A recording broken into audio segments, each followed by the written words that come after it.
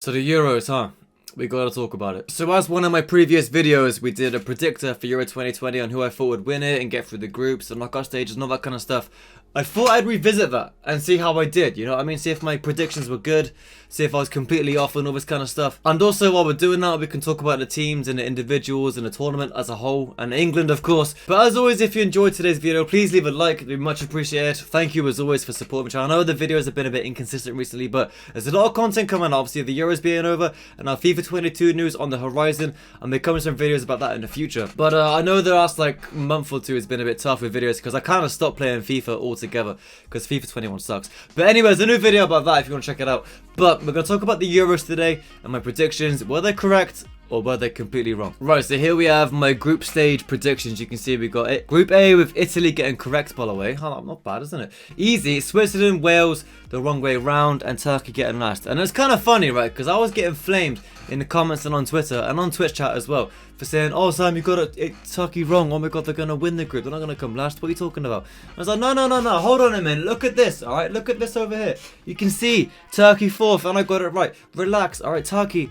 Maybe they have like a couple good players that you recognise, but they're really not a good team. As you've seen in the Euro 2020 tournament, they're so bad. Anyway, again, similar story throughout the rest of the groups, as you can see. But Group B, we got Denmark and Belgium top, a good predictor, by the way. And we got Russia and Finland the wrong way around, which I mean, it's not, you know, those two are kind of tough. I mean, Russia on their day, they had a great World Cup, didn't they? So I thought on the basis of that, they'd have a good chance of getting through third place, but obviously they got fourth in the end. It is what it is. But hey, Group C, again, similar. I got 2 right, 2 wrong. Got them the wrong way round. Austria Netherlands. See, I thought Austria would have been much better. They were okay. They were decent.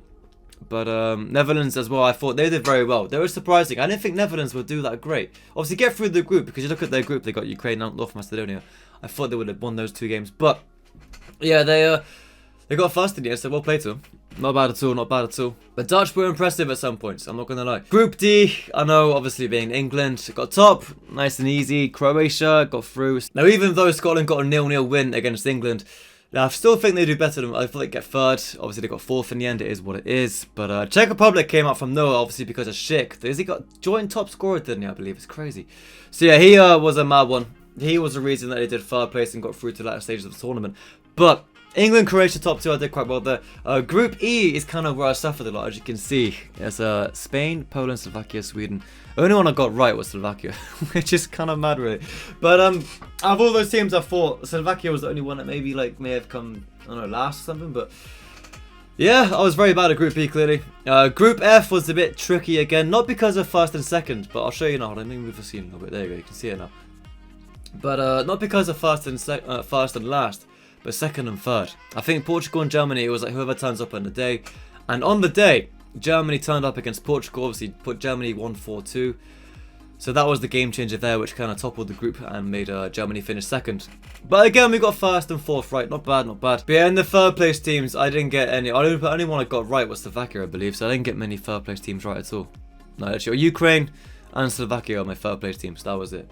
But the ones I said to go through were Germany, Wales, Scotland, that's Slovakia. So yeah, it's not ideal. I didn't do very good there. But moving on, we can see the rest of the tournament now. The knockout stages. Belgium, Slovakia. Obviously, Belgium went through. Good times. And then Italy, Netherlands. So, you know, we're getting pretty well here. Got them 2 right. See, and I thought Belgium would go through here. You know, so obviously we're going to get to the quarterfinals next. I should just go through all the round of 16. Now, this is where it gets a bit tricky because I got the winner correct, but the game wasn't right. I just got their opponent wrong. So you can see like Spain versus Scotland. Obviously, Spain would have won it.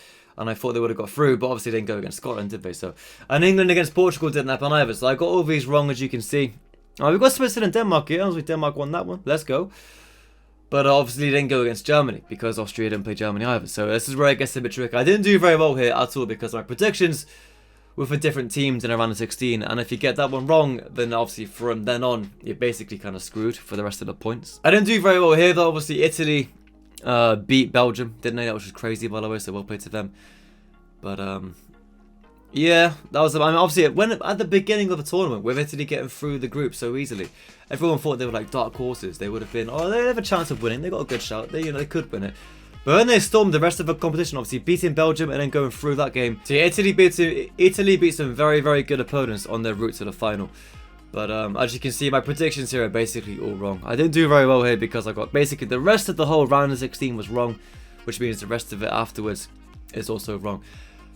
But I want to talk about the tournament in general. Well, as you can see, I'll scroll through the rest of my scores and all that stuff. You can see who I thought would go through. I actually did think France would win the tournament in general, so I was wrong there. I didn't get obviously very far with France, but I know obviously, you know, before anyone's kicked the ball in Euro 2020, you do think that obviously France being World Cup holders and the team that they got and the squad they've got as well, you would have thought they would have got much further in the tournament, but wasn't meant to be. Italy are worthy winners. As an England fan, I was very heartbroken.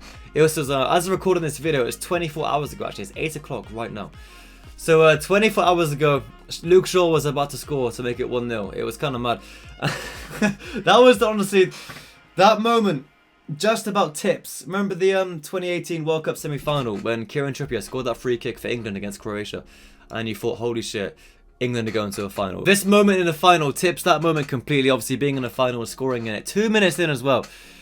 It was coming home for about 60 minutes. I tell you now. Oh my days, I was so hyped. But it wasn't meant to be. It is what it is. Italy are worthy winners. They were incredible on the day. They won penalties. Was it 3 times they went to penalties throughout Euro 2020 and won them all? It's kind of mad, really. They were tried and tested on penalties throughout the tournament, so when it went to penalties, I kind of knew at that point. Obviously, England being so bad at penalties throughout previous tournaments, throughout previous years, it was never going to be a tournament. It was when it comes to penalties. So the second that the full-time whistle blew, and it went to extra time, and that whistle blew for 120 minutes, and then it went to penalties, I knew at that point it was GG, bro. England were not winning on penalties, even though Pickford made some great saves, and obviously Maguire and Harry Kane scored their penalties, which were great, by the way. I was like, yeah, dude. I mean, it's a matter of time. Obviously, Donnarumma was so big, dude. And Jordan Pickford was great as well. Not taking anything away from him, but Donnarumma was an absolute animal. And it was a shame. But, yeah, Italy winning 3 times on penalties in the tournament. And England winning, like, the last penalty shot, like, 2 years ago, 3 years ago. So, yeah, it was never going to happen. It is what it is. If England wanted to win the Euro final, they had to do it in 90 minutes, I think. Maybe 120, I'm not sure. But obviously they didn't do it in the end, of course. But theorising things, exploring the idea, I do believe that if England wanted to win, they had to do it in 90 minutes. 120, I don't think so, because I believe Italy know how to shut a game out. And say it was obviously like it was a draw, Italy were not conceding in 120. They were going to always take it to pens because they know they're so confident in their penalties. Italy know that they can take it, hold on for another half an hour, and then probably win penalty shootouts. So that's my reasoning for if England wanted to win the Euros, it had to do it in 90 minutes. But anyway, it's useless thinking about that. It is what it is. It is done. The tournament's over. Italy won. GG's. On penalties, albeit, but a win is a win. But no, in general, I thought England were incredible. I'm very proud of them. I think if you ask England fans at the beginning of a tournament before a ball is kicked and you say, hey, England fans, you're going to get to the Euros final and hit penalties without telling them a win or a loss in the result of penalties, I think they take it 100%. Obviously, you lost the penalties in the end, but you don't tell them the result. Don't tell an England fan the result. You think, do you want to get to the Euro finals and do a penalty shootout? Would you take it? And 100%, every single England fan would say yes. So I'm very happy and very proud of the England players, and obviously Gareth Southgate himself. Obviously, I think a lot of us, you know, were questioning Southgate at the beginning of the tournament and some of his choices he made throughout the tournament. But they proved to be great, obviously, in the final. Maybe he could have made some more subs and changed this and changed that, who knows. But to get us to the final and do so great as a whole team and a collective, England were incredible. And I'm very proud of them. And I do believe it's a stepping stone for bigger things to come. Obviously, talk about the World Cup here as well next year. I do believe they can get far in that. Because I like to compare things to Chelsea. I made a tweet about it on Twitter. Obviously, follow me on there if you're not already. But I like to compare things a lot to Chelsea. And obviously, last season, right, Chelsea got to the FA Cup final and lost. And then obviously won a couple weeks later in the Champions League final. And I believe, obviously, they took that losing experience in the final of the FA Cup into the Champions League final. And you kind of get like the whole feel of a final and how it's like, you know, all eyes on you and it's a big pressure game, big pressure moment. And you kind of get used to the scenario, you get used to the area and being around that kind of vibe of a final, right? And you can take that experience and learn from it and, right, do this, don't do that, you know, all this kind of stuff. And use it in the next final. And luckily for obviously Chelsea, it was the next couple of weeks. Obviously England got away about a year and a bit before then. So, but still, you still get the vibe of a final and used to it and all that kind of stuff. And by that time, hopefully more English players will be in more finals, like Champions League, FA Cups, all this kind of stuff. and they can use that experience to better their chances of winning the World Cup, in my opinion. Maybe they will, maybe they won't. Obviously, other teams would improve as well. It's not just England improving and getting more experience. So there is that as well, but I do believe this English team can go very, very, very far. But yeah, let me know your predictions in the comments below and all that kind of stuff. If you got a screenshot, even better, you can send it to me on Twitter. I'll check it out. My predictions in the group stages weren't too bad, but from that point onwards, it was pretty terrible. I mean, oh dear, looking at it now. But yeah, again, thank you all for watching this video. If you did enjoy, please leave a like. Much appreciated. It's good to be back. I took a couple weeks break on YouTube, so it's good to be back here making videos again. But take it easy, enjoy the rest of your day. Thank you all as always for watching, much appreciated, and I'll see you in the next one. Adios, amigos!